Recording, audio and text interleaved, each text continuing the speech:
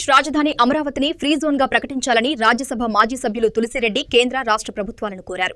వేంపల్లిలో నిర్వహించిన సమావేశంలో మాట్లాడుతూ ఉద్యోగాలు, విద్యా సంస్థల్లో ప్రవేశాలు, బదిలీల విషయంలో స్థానికేతర విధానాల కారణంగా అసమానతలు తలెత్తుతున్నాయని అన్నారు. రాష్ట్రాన్ని జోన్లు, మల్టీ జోన్లుగా విభజించిన నేపథ్యంలో ముఖ్యమైన ప్రభుత్వ కార్యాలయాలు అమరావతి పరిధిలోనే ఉండటంతో రాష్ట్రంలోని ప్రతి ఒక్కరికి సమాన అవకాశాలు కల్పించేందుకు ఫ్రీ జోన్ అవసరమని పేర్కొన్నారు.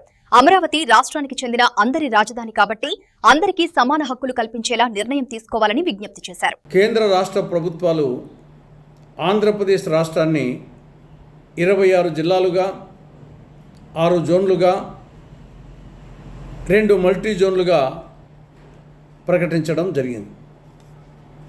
సంతోషం.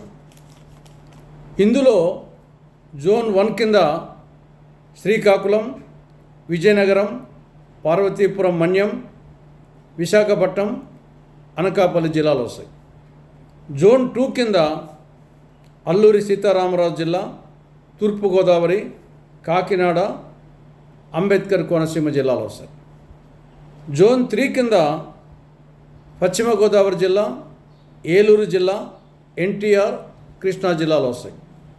జోన్ 4 కింద గుంటూరు, పల్నాడు, బాపట్ల, ప్రకాశం, నెల్లూరు జిల్లాలు వస్తాయి.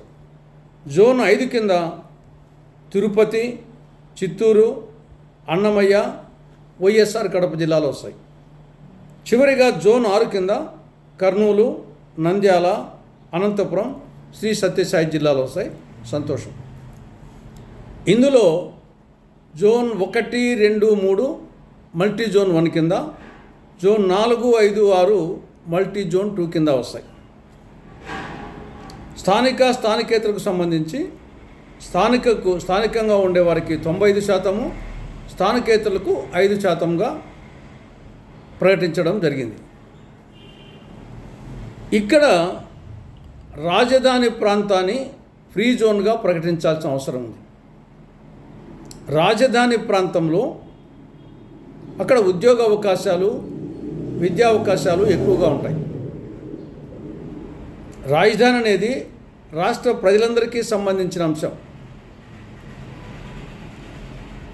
ఇప్పుడు రాష్ట్ర సచివాలయం కానీ, రాజభవన్, హైకోర్టు, శాసనసభ, శాసనమండలి, హెడ్ ఆఫ్ ద డిపార్ట్మెంట్స్ ఇవన్నీ రాజధాని ప్రాంతంలో ఉంటాయి.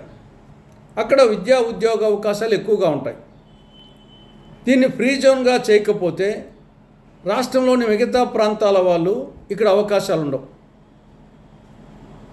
ఈ స్థానికేతర కింద 95% స్థానికులకు, 5% మిగతా ప్రాంతాల వారికి. ఆ విధంగా ఇక్కడ విద్యా ఉద్యోగ అవకాశాలు ఎక్కువగా ఉంటాయి కాబట్టి ఫ్రీ జోన్గా చేయకపోతే రాష్ట్రంలోని మిగతా ప్రాంతాల వాళ్ళు నష్టపోతారు. నష్టపోవడమే కాకుండా క్రమేణా రాజధానితో సంబంధాలు మనకు లేవనే భావన వస్తుంది. రాజధానితో అనుబంధం క్రమేణా తగ్గిపోతుంది.